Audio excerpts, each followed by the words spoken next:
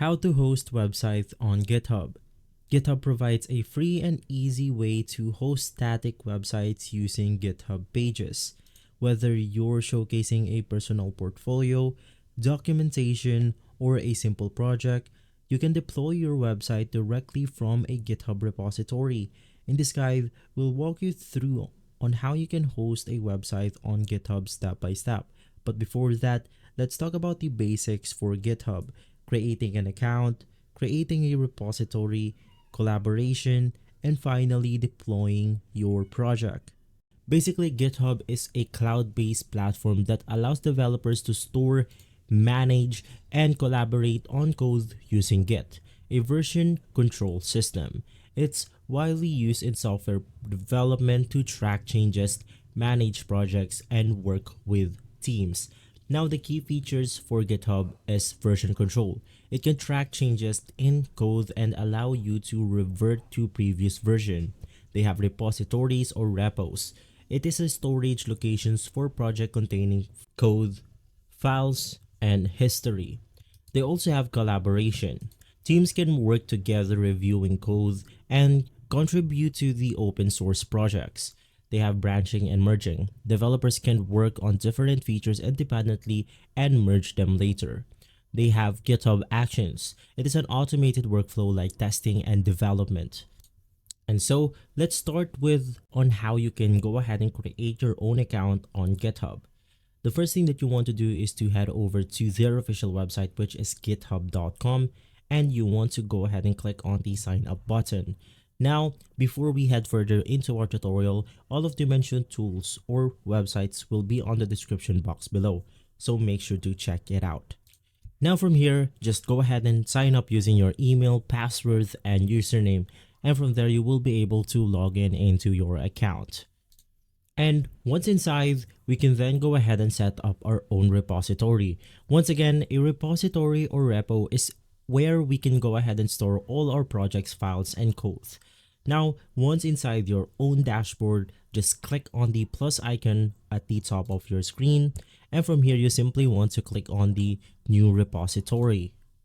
Once inside, you can then go ahead and name your repository the way you want to. From there, you have your description, which is optional, and just below that you have public or private. Click on create repository and you should be good to go. And basically right after that, we are now ready to go ahead and upload our own files. To do that, you simply want to click on the button right here that says create or upload an existing file. From there, it will then take us to this page. Click on choose your file and you will be able to choose a file the way you want to upload into your GitHub account.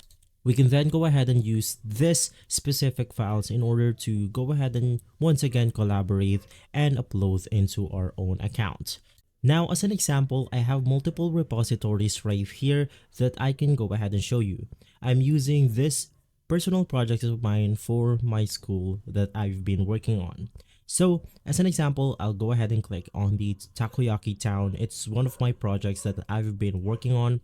Now this contains the CSS, fonts, images, JS, the HTML files right here, and also about the README. You can go ahead and add your own README if you want to. Now, before uploading or deploying your website on GitHub, you want to make sure that you have everything ready on your repository, and especially you have the index.html on your GitHub repository. Now, once you have uploaded your file, basically it will go ahead and look something like this. Once you're inside a specific repository, we can then go ahead and navigate through our dashboard. For example, our code, the issues of these specific projects, the pull results, we have our actions, project, wiki, security, insights, and lastly, the settings of our specific project or repository right here. Now basically once inside, we can then go ahead and edit out the specific files right here. For example, if I want to change something about the HTML, you can just go ahead and click on it, and once inside, we can edit this by clicking on the edit this file button. From there, we can now go ahead and change this the way we want to. Right after making your own changes, you will be able to click on two buttons, cancel changes and commit changes. In my case, I'll just go ahead and click on cancel. And since I've been mentioning the collaboration and teamwork feature of GitHub, you can go ahead and do that by heading over to the settings of your specific repository. Once inside, you have your general settings, you have your access settings, and your moderation options. In here, just click on the collaborators option, and once inside, you will be able to go ahead and add people into your own project. Go ahead and click on it. In here, add people to the Takoyaki Town, which is my own repository or project. Go ahead and click on the find people, and you want to search them by their username and full name or email. From there, you will be able to add them inside your own repository where they can go ahead and make changes, fix some stuff, and go ahead and deploy it on their own. And since while we're at it, let's go ahead and talk about the issue features of GitHub. So if you click on the issues button, in here, we can then go ahead and click on new issue. So for example, if we are having some problems with our own project or repository, you can just go ahead and add that little title and description right here. From here, we can then go ahead and modify by adding our own photos, link to further visualize on our specific issue right here.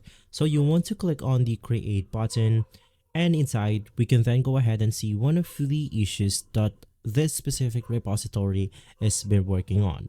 So in here, we can then go ahead and click on the issue body actions. We can copy this specific link, the code reply, edit, and report content. And finally, let's talk about on how you can basically deploy your web page on GitHub after making sure that you upload the necessary files needed for the website. So in our case, we then want to navigate through a specific repository that we want to upload. Once again, you want to make sure that you have the necessary files inside, like your CSS, fonts, images, depending on your project. But most importantly, you need an index.html in order for this to work. Now, after making sure that you have everything ready on your repository, you then want to navigate through the settings of your own repository right here. You will then be taken to this page, and you want to change the main branch into something like main if you see that right here. But if it's already set to main, just go ahead and leave it at default. From there, you want to navigate through the code and automation category, and inside the category, we then have the pages option. From here, the way to go ahead and deploy your website is by navigating through the branch option. Now on default, it is going to be set on none. It's extremely simple. All you have to do is to go ahead and click on this button right here, click on the main button or the main option, and from there it will basically deploy our website on GitHub. Now you have to wait for a couple of seconds, like 30 seconds to a minute, before it can totally deploy our website right here. Now, the way to go ahead and know if your site has been successfully deployed is that this window will now appear saying that our site is now live at this specific website. And so if we click on the visit site button, it will now take us to the site of our GitHub that has everything on the repository. And so guys, those are the basics on how you can deploy your websites on GitHub. It's as simple as navigating to the page section, click on main, and from there you will be able to upload or deploy your web page. But before that, you have to make sure that you have a working files on your hand. And so if this video has been helpful, leave a like, subscribe, and hit the notification bell for similar videos like this one. As always, thank you for watching.